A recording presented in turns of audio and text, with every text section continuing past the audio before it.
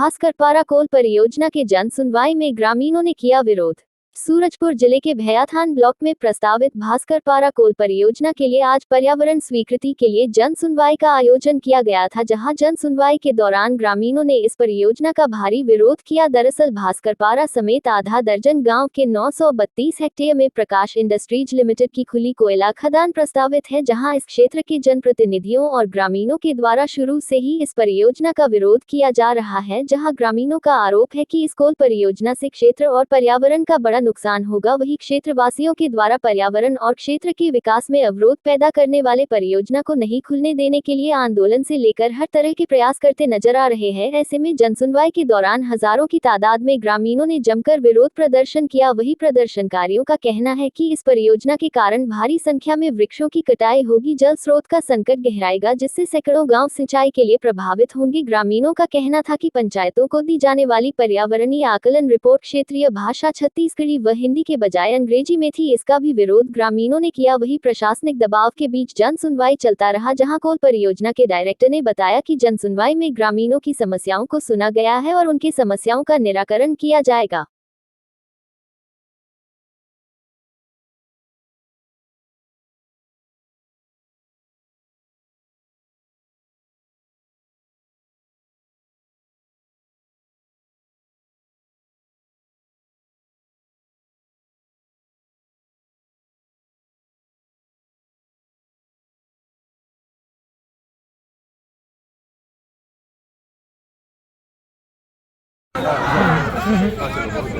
इधर इधर एक मिनट आज और हम और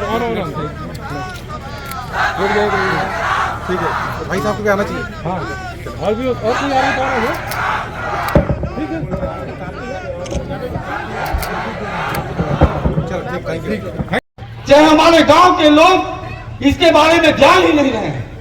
अगर आप लोग जानते हैं तो यह बुक है जो अंग्रेजी में आप लोगों ने दिया है, इसकी क्या हम पूजा करें कि पढ़ें? कि अपनी बात क्या रखें हम लोग? ये पूजा करने के लिए दिए हैं आप लोग? क्या यह गीता भागवत है, महापुराण है, क्या है? किस प्रकार की जन सुनवाई करना चाहते हैं आप लोग? की कोई बात आप लोगों ने इसमें नहीं लिखी है।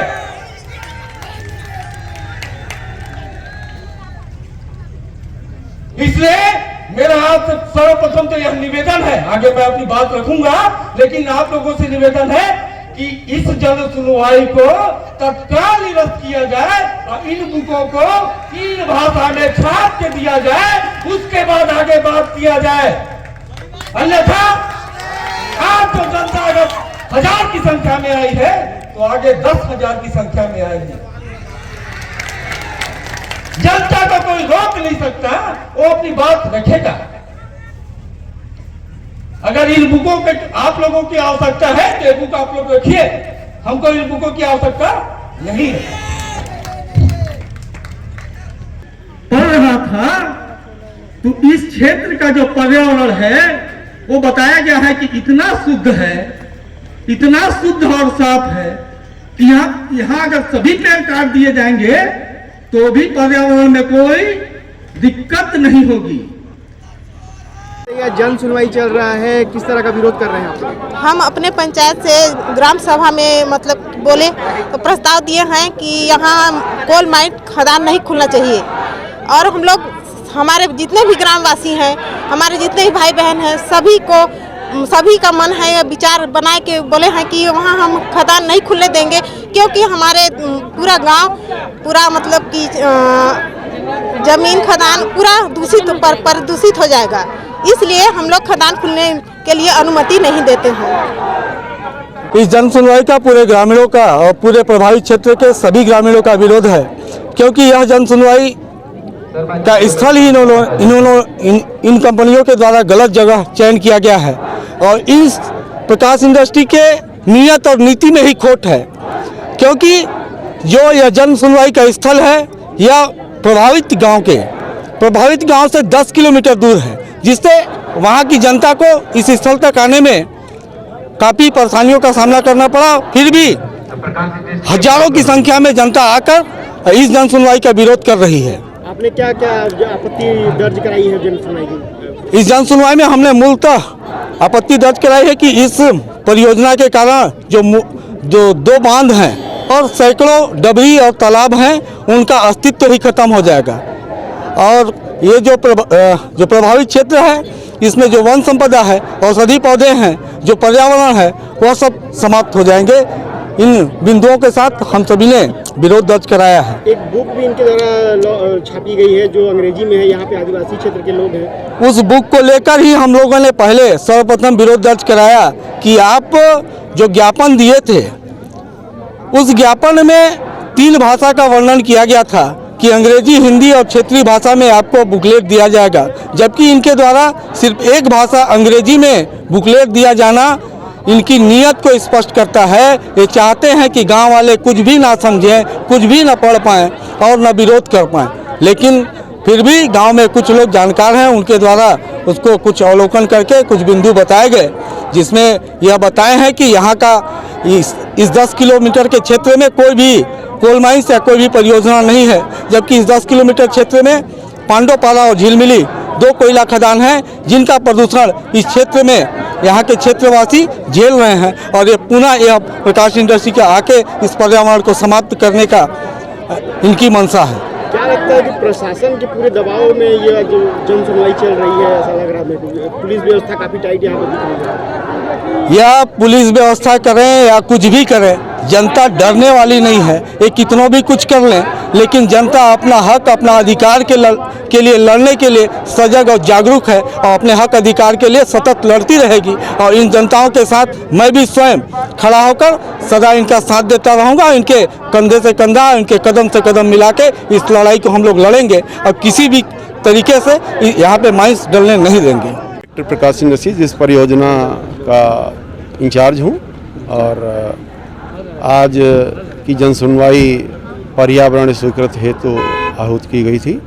सभी ग्रामवासियों ने सबने अपने टीका टिप्पणी सुझाव रखे और मेन चीज़ उनकी चिकित्सा, स्कूल शिक्षा, ज़मीन को लेके, मुआवजा को लेके, एम्प्लॉयमेंट को लेके थी।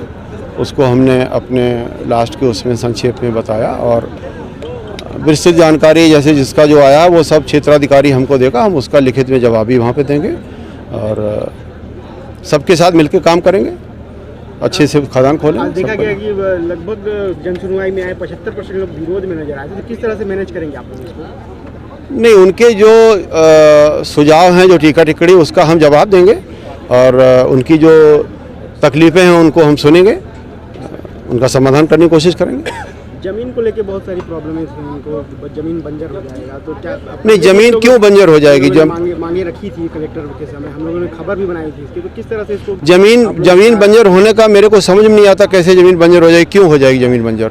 हमने बताया कि जमीन, पहली चीज़ तो है हम जमीन का कोई अधिग्रहण नहीं कर रहे हैं, हम जमीन का सतही राइट ले रहे हैं। मालिक आज वही हैं, कल भी वही मालिक रहेंगे। ये नया एक प्रावधान राज्य शासन ने किया है, उसके तहत हम मुआवजा भी उतना ही देंगे जितना कि ज़मीन को अधिग्रहण करने में मुआवजा मिलता है, उतना मुआवजा मिलेगा सभी को और ज़मीन उनकी रहेगी। और बैक फिलिंग करके हम टॉप सॉइल अलग रखेंगे, उसको ऊपर बैक फिलिंग करने के बाद टॉप सॉइल स्प्रेड करेंगे और ज़मीन खेती योग्य रहेगी। एक बुक आप लोगों की तरफ इनको दी गई है, जबकि आदिवासी क्षेत्र है, बुक को कोई पढ़ नहीं पा रहा है।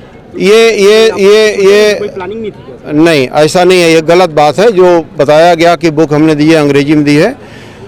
EIA स्टडी जो है वो हमेशा अंग्रेजी में होती है, उसकी संक्षिप्त जो विवरणी है वो हिंदी में दी जाती है सभी ग्राम पंचायतों को और सबको दी गई है हिंदी, उसी को हिंदी में देने का प्रावधान है।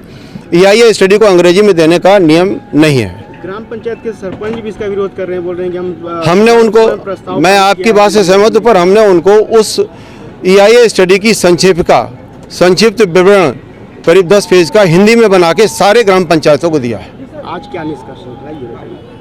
नहीं, निष्कर्ष अच्छा है, बढ़िया, सबने अपनी बातें रखी और हमारे पास जो आएगा हम उसका टीका टिप्पणी देंगे, यहाँ से भारत शासन को जाएगा, जो उनके नियम शर्त होंगे उसका हम पालन करेंगे। और खदान खोलेंगे, आगे बढ़ेंगे। एक लास्ट बात, इतनी बड़ी संख्या में आज पुलिस बल लगी थी, क्या मानना? नहीं, पुलिस बल ये तो हमारा कार्यक्रम है, तो शासन प्रशासन का कार्यक्रम है। एडीएम साहब आए हैं, एसडीएम साहब हैं, क्षेत्राधिकारी आए हैं, ये तो उनकी सुरक्षा और वो तो उनका प्रेरोगेटिव है, हमारा इससे कोई लेना देना नहीं है।